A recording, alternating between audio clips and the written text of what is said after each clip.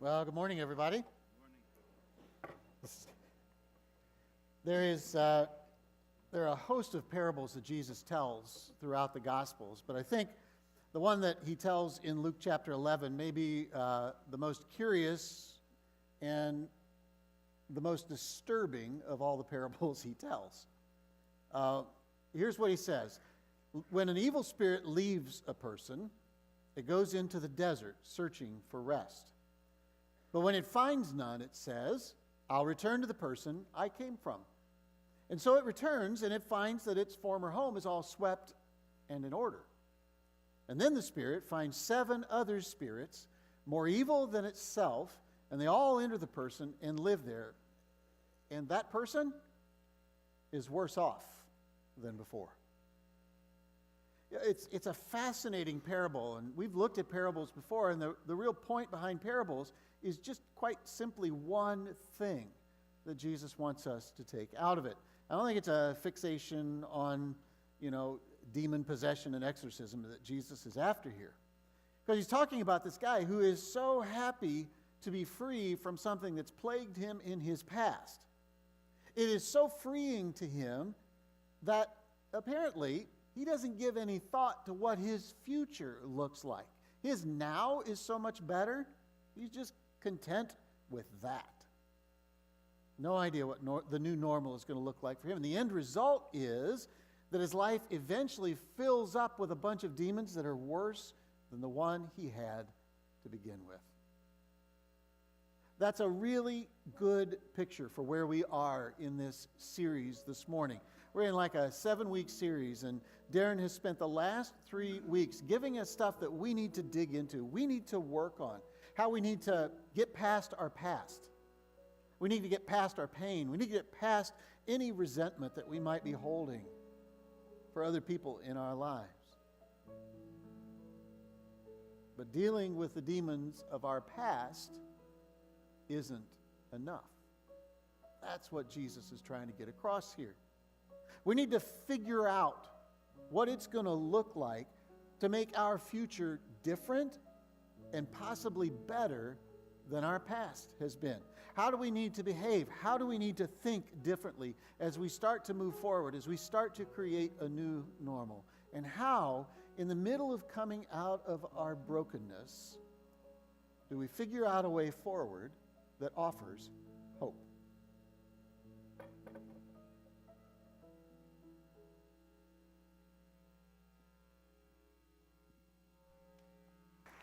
So I'm going to bring a little hot water up here with me this morning, not symbolically, but just because I'm left over with a little something here this morning from living in Antarctica for a few days this week. So I think that's what it was. So pardon me if I have to clear my throat or drink some water or find a shot of whiskey or something this morning to clear that out of my throat. I can tell you that's what Darren has when he's up here teaching, but I'd be lying. So over the next 4 weeks, we're going to take a turn in this series we've been in. We've been talking about how do you deal with your past. Now, we're going to start talking about how do we move forward in creating this new normal in our lives. And so over the next 4 weeks, we're going to look at 4 key components that it's going to take for us to incorporate into our lives to get there. And this morning, we're going to talk about boundaries, setting and keeping healthy personal boundaries in our life. Now, I need to just confess as we start this morning that 90% of what I know about boundaries has come from one book. It's a book by Henry Cloud and John Townsend called Boundaries, oddly enough. They did groundbreaking work on this 20, 25 years ago. This sold like 5 million copies, which is unheard of for a Christian book. And the great thing is that after I read it and started working on it, I actually got to meet them, work with them over a number of years. And they're working on this stuff in their own life, is why the book is so honest and real. Not just clients they see as psychologists, but the crap in their own life comes out in the book as well. And if you don't get anything else, out of the message this morning, if you get one next step, buy the book and work through it. Buy the small group series. Work through it in your community group. It has the potential to be life-changing. Like I said, 90% of what I've learned about boundaries comes from them. The other 10% comes from my marriage, and I'm not going to talk about that this morning. So it's a boundary I'm going to set. Now, I'm sure most of you have heard the word boundaries before. Some of you have run across it in this book. Some of you have heard it in counseling, in therapy, and you come this morning with some kind of a view about the word boundaries. It might be negative. You might think it's all psychobabble, or it may be that you think you're doing great with your boundaries, and that's cool. But I want to assure wherever you are in that journey this morning, this is not just psychobabble. This is something that's talked about repeatedly in Scripture. The Bible teaches about boundaries and gives us examples of people who set boundaries and kept them, and others who set them and blew through them to their own peril. It's all over Scripture. So, for example, one of my favorites is in Proverbs, where Solomon writes, "Guard your heart above all else, for it determines the course of your life." Now, when the Old Testament uses that word heart, it's not talking about our literal heart that's beating in our chest, causing blood to course through our veins. That's not it. And it's also not what I grew up with, which was anybody who taught on this passage, guard your heart above all else. Well, you knew it was going to be a message then on sin and weakness, because that's really that's not what it's about. Old Testament writers especially, when they use the word heart, they were talking about everything that's inside our skin. That includes our sins and weaknesses. But our heart also has to do with the things we value and the values we hold. It has to do with our thoughts, our feelings, our emotions. It has to do with our strengths and our abilities and our gifts and our talents. It encompasses all of who we are, everything literally inside of our skin that makes us uniquely who we are. That's our heart. So Proverbs says you need to guard those things above everything else in your life, because what's inside your skin sets the direction for the course of your life. Setting healthy boundaries is one way that we guard our heart and set the course of our life. In the physical world, boundaries are easy to see, right? I mean, people put up fences and hedges and walls, and they have manicured lawns. They have moats with alligators that help. That's the more expensive neighborhoods out in Pedigree Grove. It's not just a pond. So we have these boundaries that are all very different from each other, but they all communicate the same thing. So for me, I read this and I instantly think about where I live. Connie and I live on a nice little tiny lot, but it connects directly to an 80-acre forest preserve. With the first 100 yards or so into that forest preserve is these majestic ancient oak trees. Got to be over 100 years old. They're just stunning. They're beautiful. Even in the dead of winter, the craggly branches and the snow hanging off it. They're gorgeous in the spring and the summer when the leaves come out. They're especially ugly in the fall when the leaves come off and fall in my yard. It's the one season of the year I'm not happy about those trees. When the leaves drop in the fall, though, I know which leaves are my responsibility to clean up and which ones are not, right? Like, I don't feel any responsibility to clean up that 80-acre forest preserve. It's not mine. My boundary stops at the edge of the preserve. I also don't feel the obligation to go into my neighbor's yard and clean up his leaves. I'm free to help him if I choose. I'm free to stay in my house with my windows shut and my drapes pulled and hide if I choose, right? I don't have to deal with the stuff that's in his yard. That's his to deal with. I'm free to determine what kind of help that I might give to him. In the same way, our personal boundaries clearly define what I own, what I control, what I'm responsible for. Healthy boundaries help us say no when we really do need to say no to something. And they help us to say yes to the things that we want to say yes to. And it helps us connect the two, because oftentimes when we say yes to something, we're at the same time saying no to something else in our lives. And when we do say no, and somebody challenges that, healthy boundaries enable us to have a tough conversation about why we're saying no and how it's not something we're willing to change. And do that in a loving, God-honoring way to reinforce the choice that we've made. Let me give you an example from Jesus' life out of the Gospels. The Bible says that when Jesus did his ministry here on earth, one of the things that he often did was he withdrew to what the Bible calls solitary places. He got off in a quiet place, nobody around to bug him, and he just prayed. The Bible tells us that one particular morning, this is in the first chapter of the Gospel of Mark, Jesus had done that. He'd gone out to a quiet place to pray. And a crowd gathered around the house where Jesus had been staying. And the crowd knew who Jesus was, knew what he did, and so they began clamoring for Jesus to come out and teach and come out and heal the people that they had brought who were really terribly sick. They got louder and they got more demanding, and the disciples are like, we've searched the house, where's Jesus? And so they slip out, they go look for him. Peter, oddly enough, is the one who finds Jesus. Peter, who has this habit of saying things that are really edgy and harsh in his life. Peter finds Jesus, and he says to him, Jesus, seriously, everybody's looking for you. You hear the criticism in his voice? Jesus has set a boundary. Peter's now challenging that boundary. Jesus, how could you be so irresponsible? How could you be so selfish? Don't you know that everybody's looking for you? You hear the tone of Peter's words? What's interesting is that Jesus didn't immediately apologize to Peter. Jesus set aside these times. He knew his times of prayer were vital for his connection to God and keeping him centered on the important work that God had sent him to earth to do. Because his boundaries were clear, he didn't apologize for his choice. He didn't change his choice and go serve the people. In fact, Jesus did just the opposite. He looked at Peter and he said, yeah, I get it. Let's go on to the next town because I need to teach there too. That's why I'm here. It's a great example of a boundary in Jesus' life. Probably the easiest personal example that I could share outside of my marriage is raising kids. Our son Chris is in his mid-30s. He has turned into a bit of a neat freak, and I love that. How many of you know who Marie Kondo is? Anybody? Yeah, there's a few of you. She's got this Netflix show. She's got a book that she's written.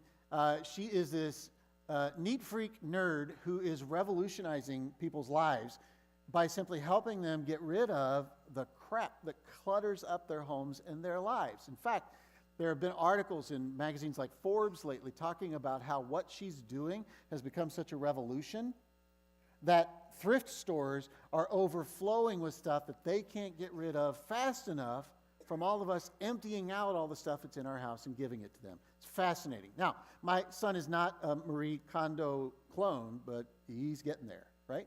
Which I find especially interesting when I remember what his teen years were like. His bedroom on a daily basis looks like the young men's section of a department store threw up in his room. I promise you, there was a 4-year window from the point he began till the point he finished high school that I don't think I ever saw the carpet in his room. I wasn't even sure if it was still there until he moved out and he went, oh, yeah, and it doesn't even look worn. Because what he would do is he would throw his clothes on the floor. They just hung out there. We could not get him to pick up the clothes off the floor and take them down to the laundry room where we would wash them and we would fold them and we would bring them back to his room. And a couple of days later when we risked our life and poked our head in, we'd see that stack of folded clothes on the floor on top of dirty clothes. And it was frustrating. Anybody with me in that? First service, somebody over here had their daughter sitting beside them and went, see, it's like, that's not helpful. And I'm not doing counseling for this. All right, if it raises issues, you got to go see a professional and get in line behind me. All right, so we resented that because he really did not respect the work that we were doing to help him. He didn't even get the clothes to the law. There's just so much in that that's wrong. But what we realized was we have a problem. Our son, he doesn't have a problem. He's perfectly comfortable living like this. In fact, well through high school, he lived by the sniff test, right? You guys have kids. You know what that's like. Women, you have husbands who are like that. You know, you throw everything on the floor. When you need something in the morning, you pick it up and smell it. If it doesn't smell too bad, yeah, I'll wear it today. If it's borderline, you cover it in Axe body spray, and you're good to go. Parents all over America have celebrated the fact that Costco now sells Axe body spray in a 55-gallon drum. You just dip the whole kit in there. It's quicker, it's easier. No, they don't. It was frustrating because late at night, because he was a night owl, late at night he'd poke his head in our bedroom and go, I just realized my baseball uniform's not clean for tomorrow. We had a problem. And the challenge for us was to help Chris have a problem. That's what good boundaries do. So we had a talk with him. It didn't go exactly like this, but in my head, this is how I remember it. You don't want to live in there. It's a scary place. But we sat down and talked to him. We said, look, it's obvious. We can't force you to keep your room clean to the standard that we have. We can't make you do that. We've tried. We've bribed you. We've threatened you. We've taken. You're just not going to do it. But here's the thing. If you're going to choose to live this way, we're going to choose to not own the consequences of your action. You're going to begin to feel those. So we're going to wash whatever's in the laundry room. On second thought, we're going to teach you how to do your own laundry. That's not a punishment. That's a life skill. You're going to need that. And what that will do is that'll eliminate some of the tension in our relationship with you. So if you throw your clothes on the floor, that's up to you. And if you do that and you later discover you need a piece of clothing that's on the floor, like you need your baseball uniform for the game that day, and you realize that it's been in your gym bag for 10 days, that's what smelled like a possum crawled in the attic and died. It's not our problem. You have to figure out how to get that uniform washed and ready for the game. Now, I'd love to tell you he changed. He did eventually, but it wasn't while he lived with us. He still remembers those conversations, though. What did change was two things. One, we learned to close his bedroom door. That's the most helpful thing we learned. You know, and you just don't open it because you have no idea what's behind that door or if it'll even open. But we also didn't own the consequences of his actions. We didn't stay up till 2 in the morning washing and folding his uniform. By we, I mean my wife. We didn't stay up until 2 in the morning washing his, yes, yeah, I see that hand. Yeah, yeah, I just got a huge nod from my wife. So let's close in prayer. Dang, I almost made it through. We didn't own the consequences of his actions. He did. He had a problem. And we, both of us, felt a lot better. That's what boundaries do for us. Good boundaries ensure that the right person owns the problem.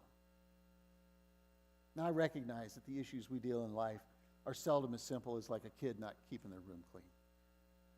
Some of you are dealing with spouses or children or parents who have addiction issues. Some of you are dealing with people who have control issues and get angry and lash out at you. There's a lot more serious problems in life than just a dirty room, but the same principles apply across the board.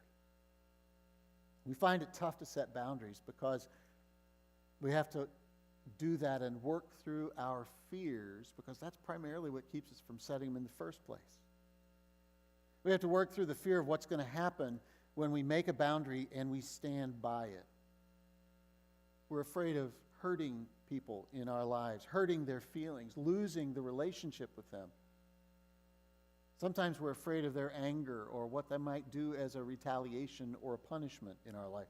Sometimes we're afraid of just being shamed or being seen as bad or selfish, or that people will just say, I thought you were a Christian, right? How could you not help me? Maybe the worst thing we're afraid of is the critical voice that plays inside of our heads. And we worry that in extreme cases, if we say no to someone who's unhealthy, we say no to somebody who's depressed, they won't take care of themselves. In fact, they might even do something to harm themselves. And if something bad happens to them because we said no, we will bear that guilt, whether it's right or not. Healthy boundaries take us to a place where we realize we just can't control or manage anybody else's emotions. We can't control their decisions. We can't control their reactions to what's said to them. Goodness, it's tough enough for me to control my own reactions, let alone taking responsibility for yours. So this boundary thing is coming to the place where we understand I'm not responsible for how you react to this. I'm responsible for communicating truth in a loving way, but your reaction and your decisions are yours. Now, when we begin to work through this, we start to realize that people are a lot more capable of adapting than we give them credit for. They're actually a lot less fragile than we think they are. Think about it this morning. How many of you in the room, I want to see a show of hands, how many of you have ever been told no by someone? Anybody? Okay, what's funny is there's a few of you that didn't raise your hand. And so next week's message is on denial, and we'll catch up with you then. But think about it. Anybody ever said no to you? You survived, right? You're still here. You're still functioning. Most of you are still functioning. What'd you do? You adapted. You did what we all do. When they first said no, you negotiated. Really? You can't help me move that piano? I mean, is that a no, you can't help me Friday? Or no, you can't help me never? Or no, you won't help me till hell freezes over because I think it happened on Wednesday? We negotiate. And when the answer is truly no, what do? We either decide to do it ourselves or we go elsewhere for the help. We adapt. We're afraid when we set boundaries. We're afraid of the strong emotion that it's going to raise in people. And it will, and it's okay. We don't have to equate their being upset with them being fragile. They're not going to like the fact that you say no if you've never said no to them before. But the vast majority of times, people are not going to fall apart simply because we said no. Now, some of you are here this morning, you go, I got this boundary thing down. You know, I'm good. Let's go on to next week. Well, I would challenge you because typically for all of us, you're going to have good boundaries in some areas in your life and not in others. You've got some weaknesses that maybe you need to deal with. You might have great boundaries at work, and you might have great boundaries in your marriage, but you've got an adult child that just plays you because you can't say no. So I have a couple of assignments that are going to help us figure out. I'm not done, so don't get excited. A couple of things I want you to do this week that will help clarify how strong and how healthy your boundaries are. Here's the first one. And I'll just tell you, you're not going to like either one of these, but you need to do them. I'm going to do them too. You need to monitor how often you lie. You go, why? I don't lie. There's your first. If you have you're going to have a tough time setting boundaries in your life if you can't tell the truth to people. If you can't express your feelings. So I want you to keep track this week. I don't care if you do it on your smartphone. I don't care if you take a Sharpie and make a hash mark on the palm of your hand. Keep track of how many times this week that you don't tell the truth because you're afraid of the other person's reaction. You lie. My guess is it's going to be more often than you think. I've been working on this message dealing with the content about boundaries, and I lied to somebody this morning. And, there is no hope for me. You have no idea what it's like to get up and teach with that kind of angst in your heart. It's like, really? I can't even do what I'm teaching. Just go home. But keep track of it. Second thing is this. Say no to something at least once every day this week. See, I told you. No, Tom, you can't say no to me right now about saying no this week. I see that head. So you're not going to like this one either. And you have to say no nicely, okay? You don't get the option of yelling at the person. And you don't get the option of over-explaining. You don't have to do that. When somebody asks you to do something, you have to go, no, my pastor told me I needed to work on my boundaries, so no, no, no. It's a bit over the top. You're going to get a chance to do this right after church. Somebody's going to come up and go, hey, how about going to that breakfast place we really love, when in your heart you hate that place, right? It's awful food. But for years you've gone there to eat with this friend. Say no. Want to go to that breakfast place? I really like that place, don't you? That was not convincing. You're pathetic. Yeah, so you do that. When you get to work this week and your boss comes in and says, hey, I'm going to need you to work late tomorrow. I'm sorry, I'm not going to be able to do that. Here's why this matters. We have these little things in our brain called neural pathways. Best way I know to describe them is to think about them like, I just think like I grew up on a farm, right? We had a tractor. And you drive the tractor in the same lane a lot, and it's going to make ruts in the dirt field. And you can fight until the cows come home, and you are not going to get the tractor out of those ruts. Neural pathways are like that. When we do something in our life, here's the scary part, good or bad, the more often we do it, the more we dig out those neural pathways in our brain. And it makes it easier to do it the next time, and the next time, and the next time. So I want you to do, every day this week, I want you to say no in a loving way to something that comes across your path. And every time you'll say no, you're going to start to discover it's easier to do that. And that's a key part of setting these boundaries. You said no. And you begin to understand when people are crossing your boundaries. And you see the people around you aren't fragile like you thought they were. You expressed your opinion and the world kept turning. It didn't even tilt. So if we're going to do this, if we're going to start making these decisions, let me just close by giving you 4 things I think you can do. They're not steps. They're not a process. There's 4 unique ideas that will help you figure out where you need to set a boundary and will help you think about how you can do this, how you can have boundaries and still be a generous, compassionate Christian. All right? So you can do this then. When that friend of yours asks if they can borrow a couple $100 because they're running short, I just borrow it till payday. When a coworker is running late on a project, again, and asks you to help meet that deadline, again. Or when your 30-year-old kid who's still living in the basement yells up the stairs and asks you to call into his work and tell him he's sick because he's not going to work that day. When do you say no? And when do you say yes? What's worth giving your time and your energy and your money to in your life? Here's some suggestions.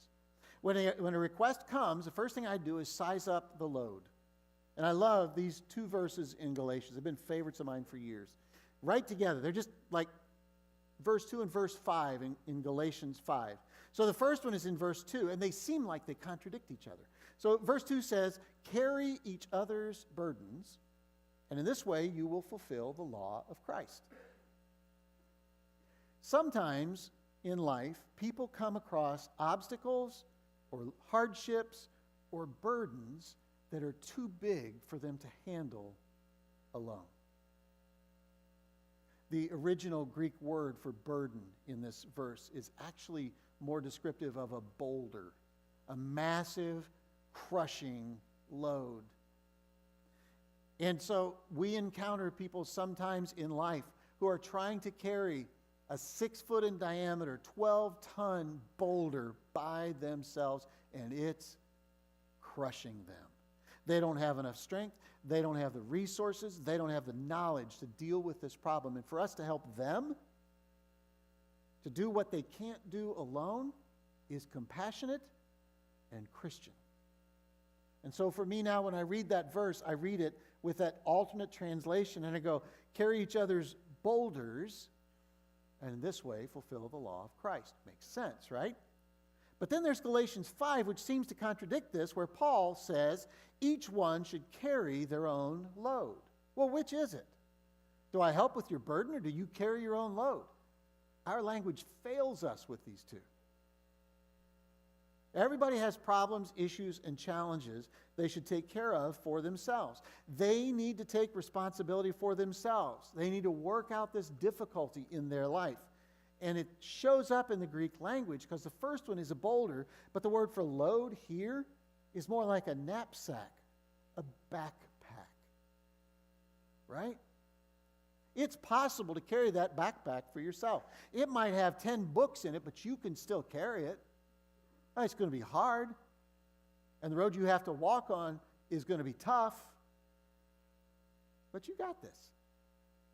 I'll walk with you, but I'm not going to carry your backpack for you. You can do this. Everybody should carry their own backpack. So anytime a request comes in, whether it's somebody asking for help from the church or somebody asking me to help personally, this is a little thing that plays in my head. Is what they're asking me a boulder or a backpack? Is it destructive hard, or is it doable hard? Another one you can do is, I just call it doing a gut check, right? 2 Corinthians 9 says, each one of you should give what you've decided in your heart to give. Hang on. What you've decided in your heart. What's your heart? All of who you are inside your skin. Your emotions play a part, but that's not the sole judging factor. Your values, your vision, your goals, your dreams, your abilities, your skills, your resources, all of that comes into that decision. Give what you've decided in your heart to give, and don't do it reluctantly or under compulsion, because God loves a cheerful giver. So when somebody asks you for help in some way, and you have this knot in your stomach, try to figure out why. Why do you have this, your gut saying no, but your mouth is saying yes? Why? Are you feeling anxious and resentful? You feel like you have to do this, not you want to do this?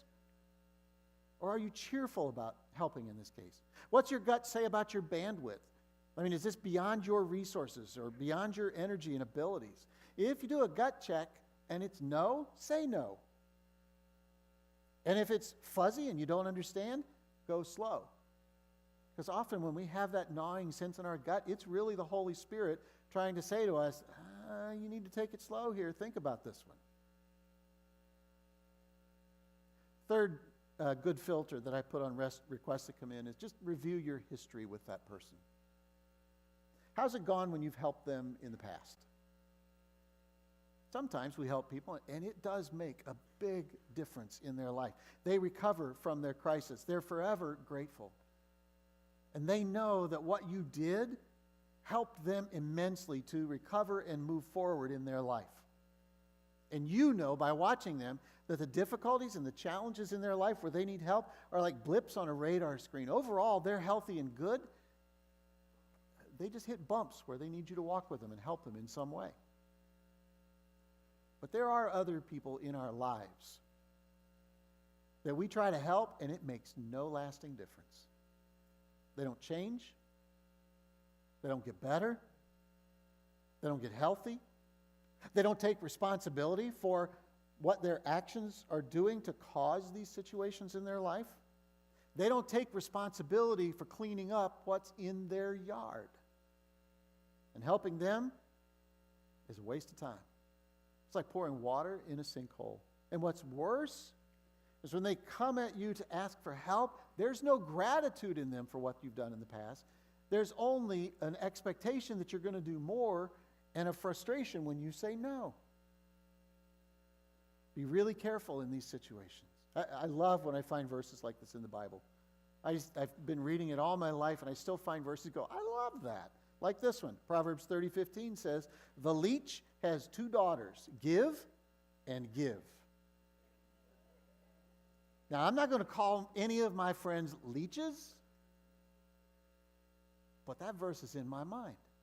Is there somebody in my life that the only two words they know are give and give to them? I'll just give you one more and we'll close. When I get into this situation and I check the size of the load and see if it's a boulder or a backpack, if I get in the situation, I do a gut check and I review my history with the person, I'm still left with this fuzzy feeling about whether or not I should help, I phone a friend.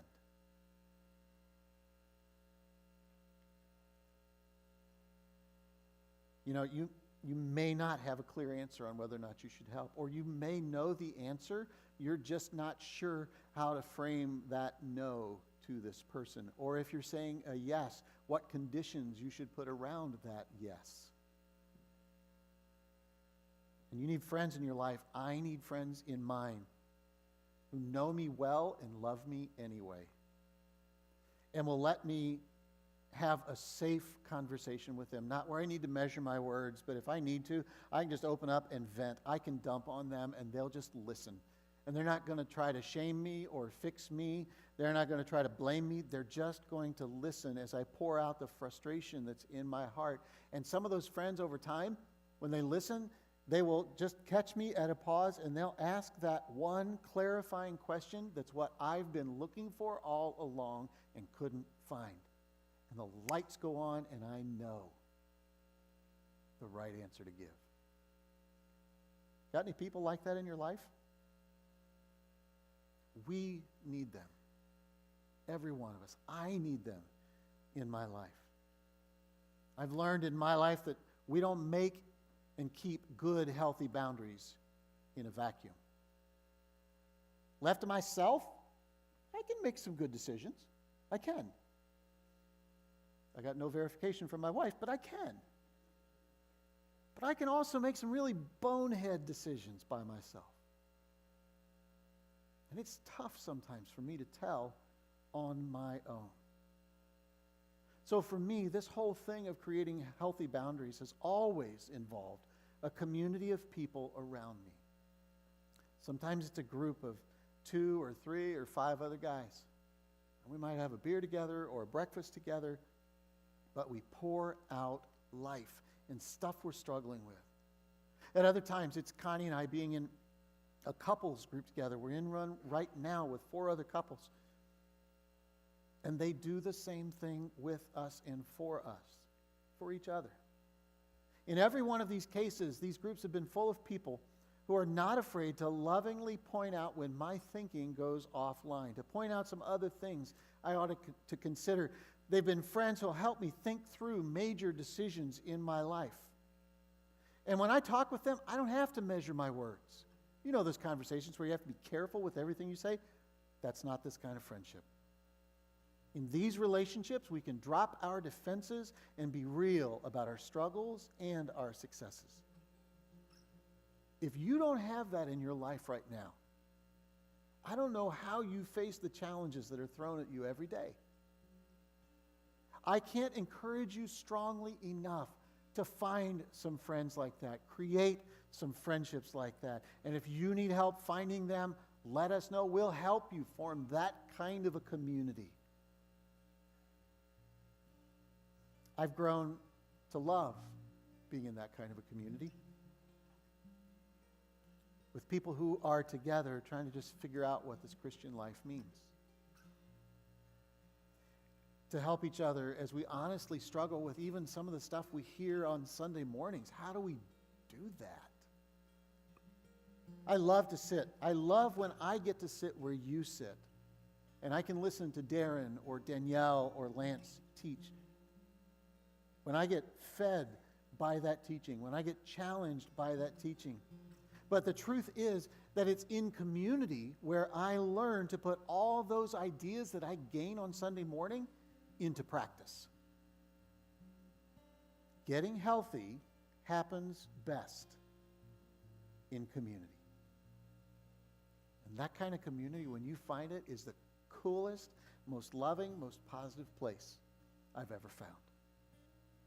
I have learned, I know that it's the best place to learn how to guard your heart and what that looks like, where to say yes to things in life and where to lovingly say no to things and people in life. That kind of community is where ultimately we find the strength and the love and the healing we need to move into a new normal in our lives.